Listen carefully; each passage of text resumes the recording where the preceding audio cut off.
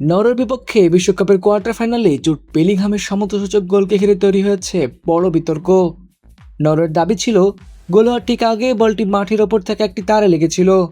তবে ম্যাচ শেষে ফিফা স্পষ্ট জানিয়ে দিয়েছে তাদের কাছে এমন কোনো প্রমাণ নেই যে বলটি তার স্পর্শ করেছিল। ঘটনাটি ঘটে প্রথমার্ধের যোগ করার সময়ের দ্বিতীয় মিনিটে।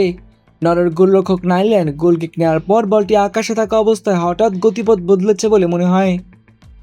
টেলিভিশন রিপ্লেতেই অনেকের কাছে সেটি মাঠের ওপর ঝুলিয়ে রাখা রোবোটিক ক্যামেরার তারে লেগেছে বলে ধারণা তৈরি হয়।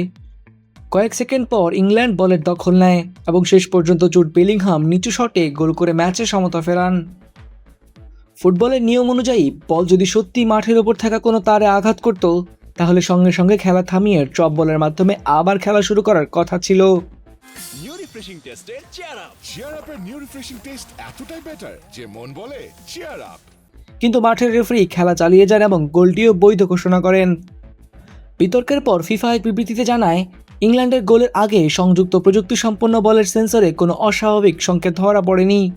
বলটি আকাশে থাকার সময় সেন্সরের তথাকথিত হার্টবিটে কোনো পরিবর্তন দেখা যায়নি। তাই বলটি তার স্পর্শ করেছে এমন কোনো প্রমাণ পাওয়া যায়নি এবং বলের গতিপথও প্রযুক্তিগতভাবে পরিবর্তিত হয়েছে বলে নিশ্চিত হওয়া যায়নি। ম্যাচ চলাকালে ভিডিও সহকারী রেফারি ঘটনাটি আলাদাভাবে পর্যালোচনা করেছিলেন কিনা সেটিও নিশ্চিত করেনি ফিফা। আবার একই কর্মকর্তা আর্জেন্টিনা ও মিশরের কোয়ার্টার ফাইনাল ম্যাচেও ভিআরের দায়িত্বে ছিলেন। সেই ম্যাচেও রেফারিং নিয়ে মিশর অসন্তোষ প্রকাশ করেছিল। ঘটনার পর নাইল্যান্ড মাঠে হতাশায় হাত আছড়ে ফেলেন। বিরতিতে যাওয়ার সময় নরওয়ের তারকা আর্লিং হ্যালান্ড ও প্রধান কোচ ও রেফারির সঙ্গে কথা বলেন। ম্যাচ শেষে সোলবাকেন জানান, রেফারি তাকে বলেছেন তিনি নিজে কিছু দেখেননি এবং এ ধরনের কোনো বার্তাও পাননি। ফিফা যেহেতু বলের সেন্সরে কোনো স্পর্শের প্রমাণ পায়নি, তাই রেফারিরও কিছু করার ছিল না।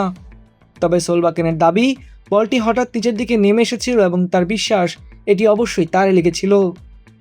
তবে বিতর্ককে ম্যাচ হারের অজুহাত বানাতে চাননি নরওয়ের কোচ। তিনি বলেন, এই ঘটনায় যেন ম্যাচের মূল গল্প না হয়ে যায়, তাদের পরাজয়ের কারণ রয়েছে আরও কিছু। সোলাইমান ফাহাদ, অনফিল্ড।